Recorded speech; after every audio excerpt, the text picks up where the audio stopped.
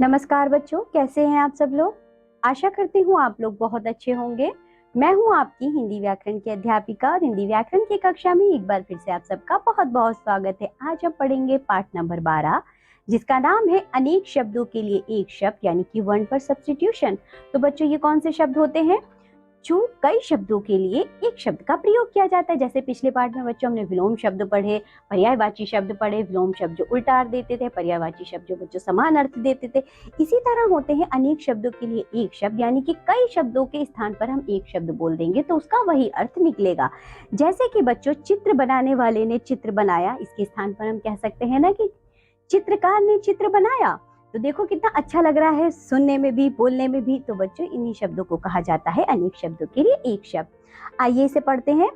अनेक शब्दों के लिए कहीं कहीं एक ही शब्द का प्रयोग होता है और बात स्पष्ट हो जाती है, जैसा कि इस चित्र में दिखाया गया है।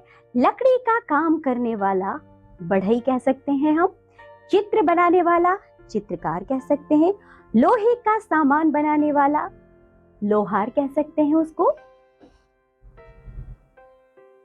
इसी तरह बच्चों मिठाई बनाने वाला हलवाई कह सकते हैं, रोगी का इलाज करने वाला डॉक्टर, खेत में काम करने वाला किसान।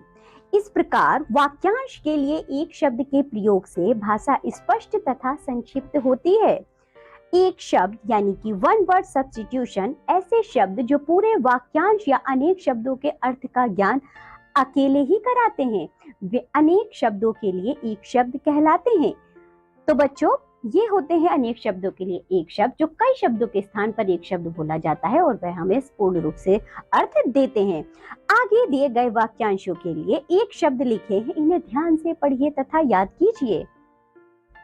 तो चलिए बच्चों यहाँ हमें कुछ वाक्यांश दिए गए, इन्हें पढ़ते हैं। जैसे कि प्रतिदिन होने वाला दैनिक, सप्ताह में एक बार होने वाला साप्ताहिक, महीने में एक बार होने वाला मासिक, लोहे का काम करने वाला लोहार, सोने के जेवर बनाने वाला सुनार, सेना में काम करने वाला सैनिक, जहां बच्चे पढ़ने जाते हैं विद्यालय, साथ पढ़ने वाला सहपाठी, लिखने वाला लेखक, जो कभी ना मरे अमर, जिसका अंत ना हो अनंत, ईश्वर को मानने वाला आस्तिक, ईश्वर को ना मानने वाला नास्तिक, जो परीक्षा में पास हो उत्तीर्ण, जो परीक्षा में पास ना हो अनुत्तीर्ण।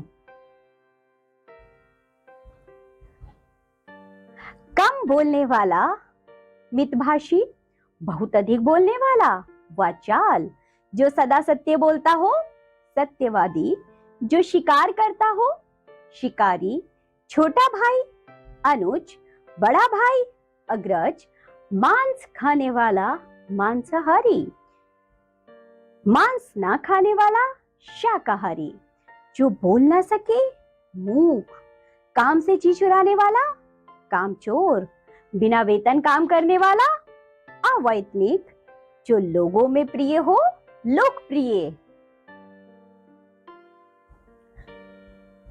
तो बच्चों ये थे वाक्यांश यानी कि अनेक शब्दों के लिए एक शब्द जिन्हें हमने पढ़ा है। इस पाठ में इतना ही। आज आपको जो भी पढ़ाया गया है आप लोग उसे अच्छे से याद करिए, इस वीडियो को दोबारा देखिए और इन सभी शब्दों को बच्चों अच्छे से याद करिए। अब हम मिलेंगे आपसे अगली कक्षा में, तब तक के लिए बाय बच्चों।